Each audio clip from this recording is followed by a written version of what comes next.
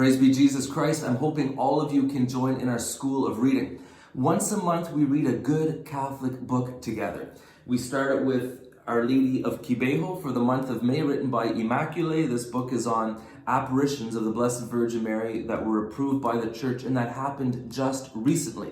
And I kind of spoiled you with the first book because it's such an amazing story. It's such a wonderful, delightful read. So I know many of you have read it already, or are reading it now, or you ordered the book and you're waiting to read it. So thank you for joining us in reading Our Lady of Kibeho.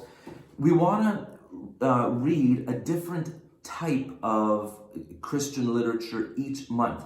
And so next month, for the month of June, I want us to read a document of the Church together. And what we're going to read is, we're going to read section 4 of the Catechism of the Catholic Church. The Catechism of the Catholic Church, the writing of the Catechism, was initiated by St. John Paul II.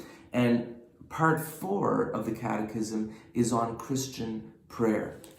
Now, when you're reading a church document, you're typically reading something that has very precise language because it was put together usually by consulting many of the world's leading experts. So in this case, the world's leading experts on Christian spirituality.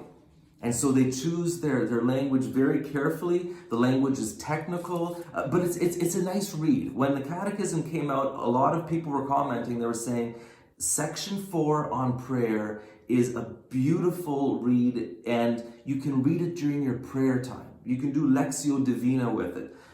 So again, it's technical, it's precise, it's also comprehensive. Like, it covers the whole spectrum of what's involved with Christian prayer. There's Lectio Divina and devotion to Mary and praise and supplication and liturgical prayer and contemplative prayer. Everything is covered in these. It's only 75 pages also, so I'm spoiling you. You just have a short read for the month of June, and it'll also allow you to finish Our Lady of Kibeho if you haven't finished that yet. And section 4 too, it's so deep. It's deep. You could even say it's dense. Like, it's kind of like eating filet mignon. Like you're talking about the best of the best. It brings in all of the, well, first of all, it's based on the Old Testament, the New Testament, and then it brings in the saints throughout the ages, the early church fathers, the desert fathers, the doctors of the church, the great theologians and philosophers. It just brings everything in, very comprehensive, built on everything. And I think you'll enjoy it. Let me just give you a little quote from section 4 of the Catechism.